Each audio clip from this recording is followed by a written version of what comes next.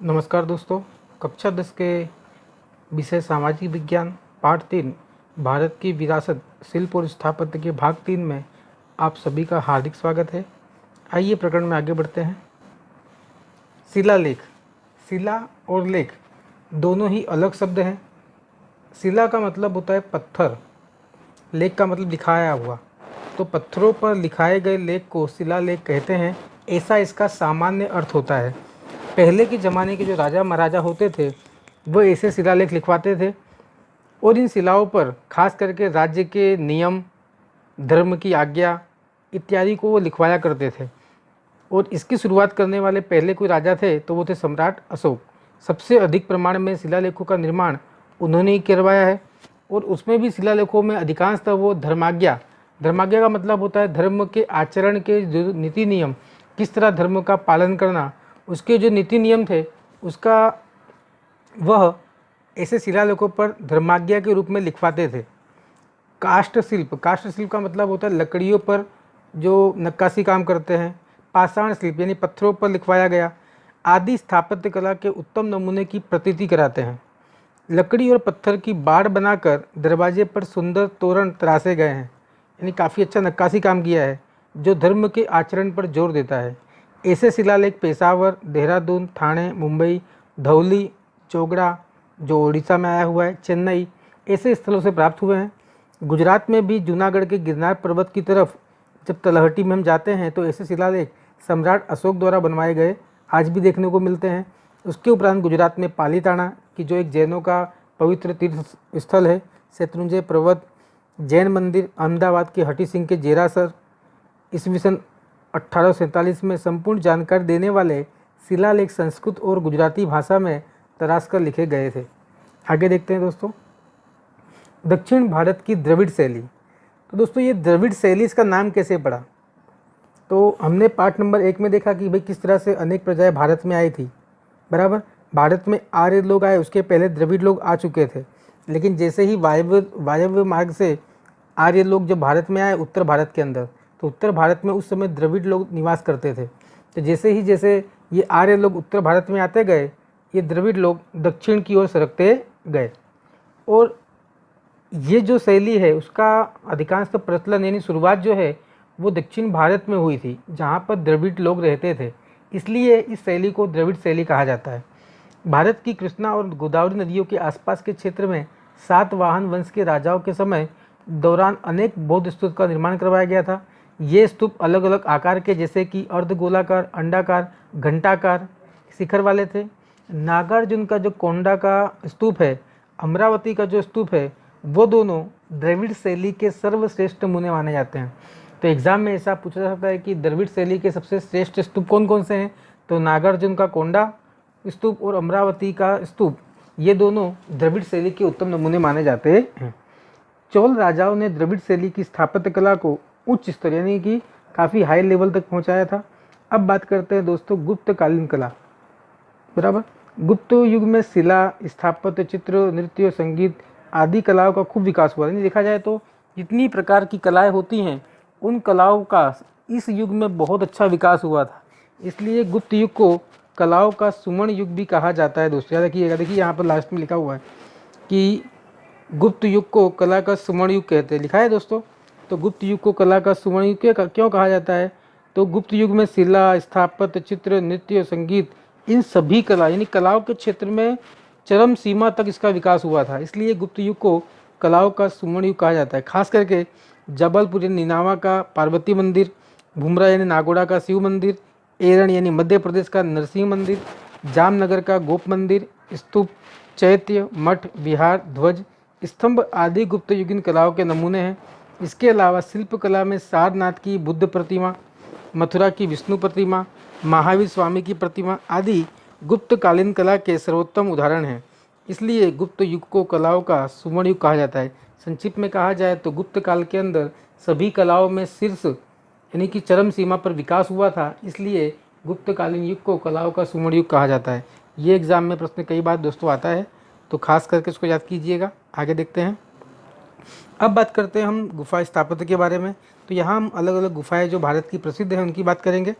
तो भारतवर्ष में गुफा स्थापत्य मनुष्य स्वीकृत सौंदर्य धाम माने जाते हैं, क्योंकि इसका निर्माण मनुष्य ने किया है।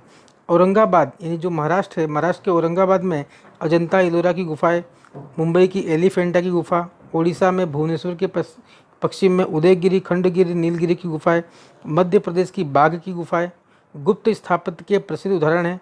उसके अलावा गुजरात में खंबालीला यानी गोंडल, ढाक यानी राजकोट, जूनागढ़ की 3 गुफाओं का समूह तलाजा, साणा आदि स्थलों पर गुफाएं मिली हैं। अशोक के गुफा लेख गया से 16 मील दूर बर्बर के पहाड़ की 3 गुफाओं की दीवारों को तराश कर लिखे गए हैं, जिसमें अशोक द्वारा आजीवन किए गए दान कार्यों का विवरण है। यानी कि यहाँ पर जो गुफाओं के अंदर जो लिखा गया है, उस गुफाओं के अंदर सम्राट अशोक ने अपने जीवन में क्या किया था, क्या क्या दान किया था, उसके बारे में पूरी जानकारी दी गई है। उसके अलावा असम में दार्जिलिंग में आई हुई गुफा, बिहार की सुदामा की गुफा, सीता की गुफा, ये सारी गुफाएं दोस्तों बहुत ही प्रसिद्ध हैं। अभी इसके आगे जो प्रकरण आएगा पार्ट नंबर 6, उसके अंदर अजंता, इलोरा, एलिफेंटा, इन तीनों की गुफाओं का हम गहन पूर्वक यानी कि काफ़ी बड़े पैमाने पर विस्तार पूर्वक अध्ययन करेंगे। अब यहाँ पे हम बात करते हैं गुजरात की गुफाओं के बारे में। तो गुजरात की गुफाओं की बात की जाए तो उसमें नंबर 1 जूनागढ़ की गुफा। तो जूनागढ़ में 3 गुफाओं का समूह है।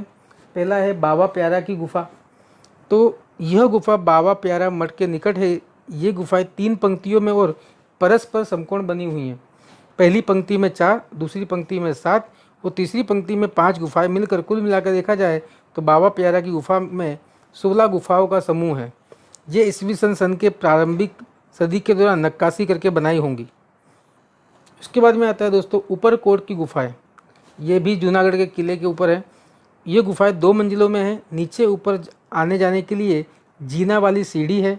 ऊपरकोट की गुफा ईस्वी सन की 2री सदी के उत्तरार्ध से 4वीं सदी के पूर्वार्ध दौरान बनी होंगी, यानी इसको बनने में काफ़ी लंबा समय लगा होगा। उसके बाद में आता है खापरा कोडिया की गुफाएं, कुंड ऊपर की गुफाएं। प्राप्त अवशेषों के आधार पर कह सकते हैं कि ये गुफाएं कई मंजिल वाली रही होंगी, लेकिन समय बीतने पर इसे काफ़ी नुकसान हुआ है और इसमें कुल मिलाकर 20 स्तंभ है। इस गुफा का निर्माण का लगभग 3री सदी में हुआ होगा, ऐसा अनुमान लगाया जाता। उसके बाद में आता है खंबालीड़ा की गुफा। राजकोट से 70 किलोमीटर दूर गोंडल के निकट खंबालीड़ा से ये गुफाएं ईस्वी सन 1959 में मिली हैं। इनमें 3 गुफाएं बहुत ही महत्वपूर्ण हैं। बीच की गुफा में स्तूप युक्त चैत्य गृह, जहाँ पर भगवान बुद्ध की पूजा होती है। प्रवेश मार्ग के दोनों तरफ यहाँ पर वृक्ष के सहारे खड़ी बोधिसत्वों और कुछ उपासकों की बड़ी बड़ी आकृतियाँ और 2री-3री सदी की, यानी देखा जाए तो खंबालीड़ा की जो गुफा है वो काफ़ी आकर्षक है। नंबर 3 है तलाजा की गुफा। शत्रुंजी नदी के उद्गम स्थान, यानी जहाँ से शत्रुंजी नदी का उद्भव होता है, वहाँ भावनगर जिले में तलाजा नाम का जो पर्वत है वहाँ पर ये आई हुई है। यह ताल ध्वज गिरी के नाम से तीर्थ स्थान माना जाता है।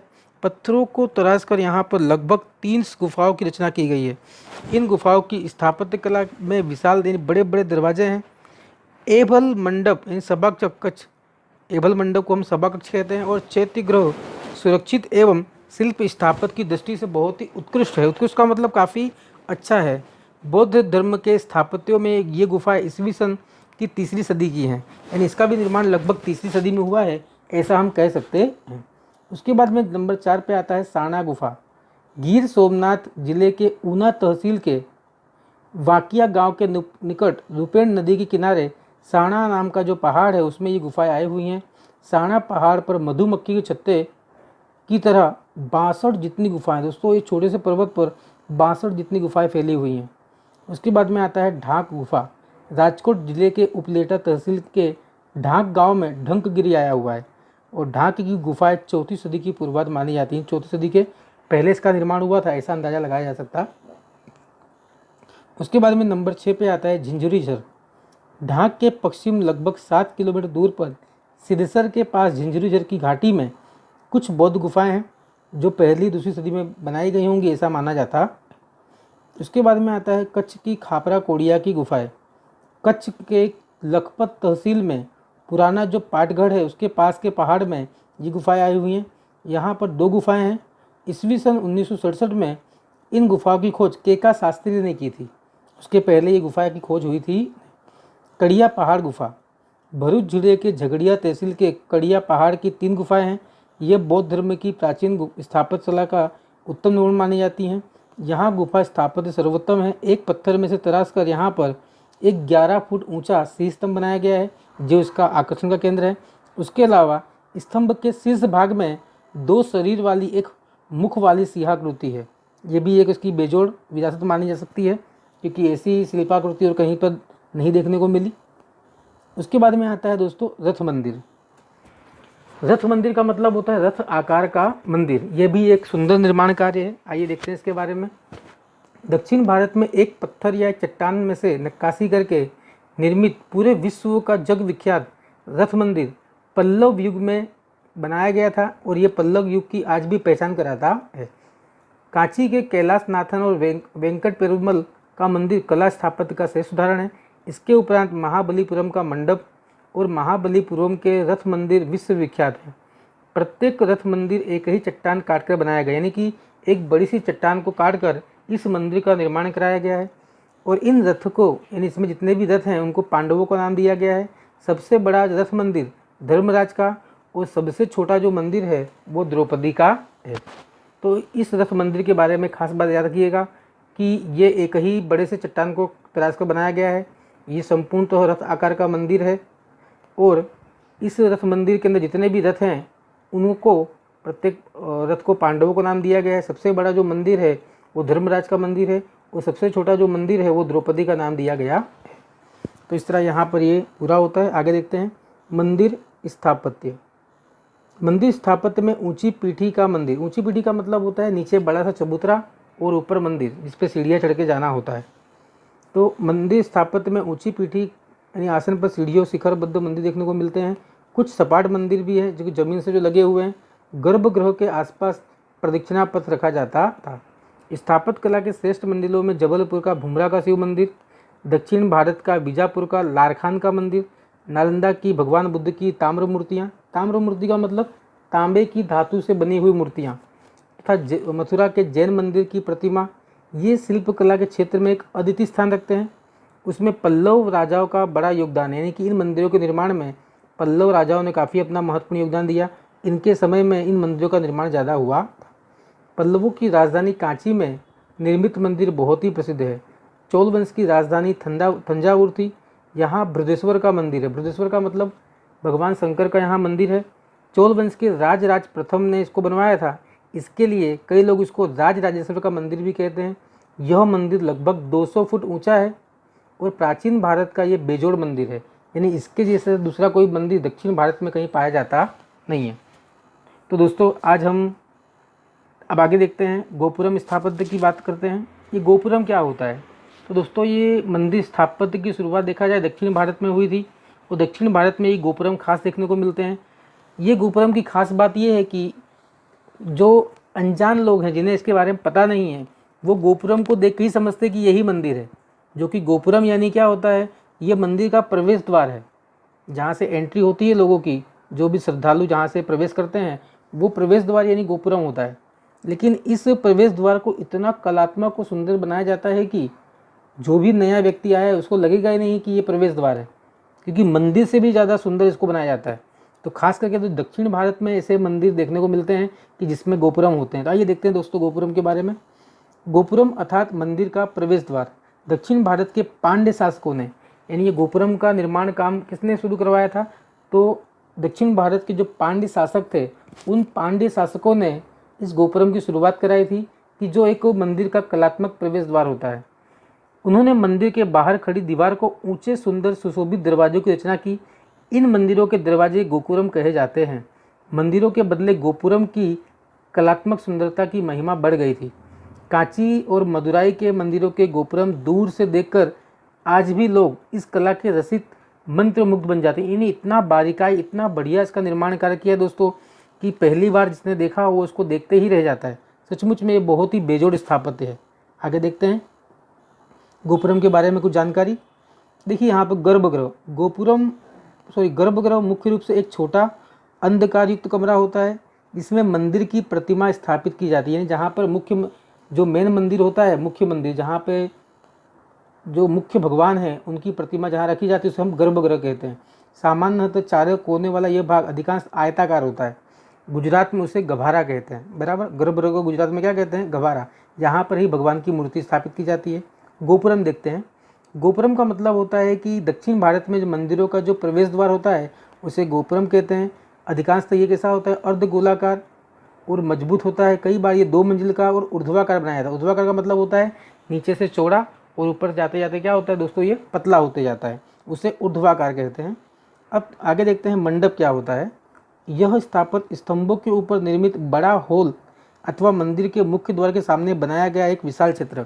यानी कि गोपुरम, आप मंदिर और गोपुरम दोनों के बीच में जो एक खुला भाग होता है कि जहाँ पर बहुत सारे श्रद्धालु एक साथ में बैठकर भगवान को देख सकते हो, तो उसे हम मंडप कहते हैं। जिसको बहुत ही बड़ा हॉल कहता है जहाँ पे श्रद्धालु बैठ के पूजा पाठ कर सकते हैं, उसे हम मंडप कहते हैं। शिखर क्या होता है? गर्भगृह के ऊपर सबसे ऊंचाई वाले भाग के ऊपर नुकीली बनाई गई आकृति को शिखर कहते हैं। जैसे आप देखिए यहाँ पर, ये आप देख सकते हैं, इसे हम शिखर कहेंगे। देखिए ये क्या है? इसे कहेंगे शिखर। ये मंदिर है और ये गोपुरम है। देखिए ये मंदिर और ये गोपुरम, इसके बीच में देखो यहाँ पे जो बैठते हैं श्रद्धालु उसके लिए मंडप दिया गया है, बराबर। तो गर्भगृह के सबसे ऊंचाई वाले बाह्य भाग के ऊपर नुकीली बनाई गई आकृति को शिखर कहते हैं। इन शिखरों को पीतल या सोने से मढ़ा जाता है। आपने कई बार देखा होगा कि ये जो ऊपर आप देख सकते हैं, बराबर, ये शिखर जो है आप यहाँ देखेंगे तांबे से या इसको बनाया गया होगा। आप अंबाजी का मंदिर देखेंगे तो ये शिखर को सोने से मढ़ा गया है। कई जगह पर ये खाली शिखर को ही तांबे या सोने से बनाया जाता है। अब आता है विमान। देखिए इस आकृति में विमान कहाँ दिया गया है? देखिए आप, शिखर से लेकर गर्भगृह, शिखर से गर्भगृह के बीच की जो दूरी दिख रही है आपको यहाँ पर, ये शिखर और यहाँ पे गर्भगृह, ये शिखर से गर्भगृह के बीच की जो दूरी है उसे हम विमान कहते हैं। देखिए यहाँ पर, विमान मंदिर का एक ऐसा भाग है जो वर्गाकार या ढालू आकार में बनाया जाता है, जो कई मंजिल वाला होता है, पिरामिड जैसा होता है, जिसका ऊपरी भाग शिखर की तरफ जाता है और नीचे वाला भाग जो है वो गर्भगृह की तरफ जाता है। तो ऐसे बीच में आए हुए भाग को हम विमान कहते हैं। तो दोस्तों यहाँ पर अब हम आगे बात करते हैं उड़ीसा के कोणार्क के सूर्य मंदिर के बारे में। ओडिशा में कोणार्क का सूर्य मंदिर है। यह मंदिर रथ मंदिर का एक स्वरूप है, यानी इसका आकार भी लगभग रथ जैसा है। तंजावुर में बृहदेश्वर मंदिर में 13 मंजिल का गोपुरम है और ये बहुत ही सुंदर है दोस्तों। इस समय की धातु और पत्थर की मूर्तियों की एक खास विशेषता है नटराज की कांस्य प्रतिमा। कांस्य प्रतिमा मतलब होता है कांसा नाम की एक धातु होती है, उस कांस्य नाम की धातु में से जो प्रतिमा यानी मूर्ति बनाई गई है उसे हम कांस्य प्रतिमा कहते हैं। तो नटराज की कांस्य प्रतिमा तत्कालीन मूर्ति कला का यानी उस जमाने की मूर्ति कला का बहुत ही उत्तम उदाहरण है कि कांस्य में से यह पहली नटराज की मूर्ति का निर्माण हुआ था। चोल मंदिर कला स्थापत्य के क्षेत्र में विशेष प्रतिभा और भव्यता वाले हैं। मदुराई में भारत का भव्य मीनाक्षी मंदिर है। यह बहुत ही बड़ी जगह में फैला हुआ है। मंदिर के 4 गोपुरम के स्थापना, यानी कि इस मंदिर के 4 ओर 4 गोपुरम आए हुए हैं, यानी चारों दिशा में गोपुरम है, यानी आप इस मंदिर में चारों दिशा से प्रवेश कर सकते हैं। स्थापत्य की दृष्टि से विशिष्टता वाला यह श्रेष्ठ मंदिर है। खजुराहो मध्य युग में बुंदेलखंड के चंदेल राजपूतों की राजधानी थी। चंदेल राजाओं ने खजुराहो का मंदिर का निर्माण करवाया था, जो आज मध्य प्रदेश में आया हुआ है। शिखरबद्ध तथा भव्याति भव्य इन मंदिरों की शैली दूसरे मंदिरों की तुलना में देखा जाए तो एकदम भिन्न थी, एकदम अलग थी, इसलिए ये मंदिर काफ़ी प्रसिद्ध है। तो दोस्तों आज हम इसमें इतना ही रखते हैं।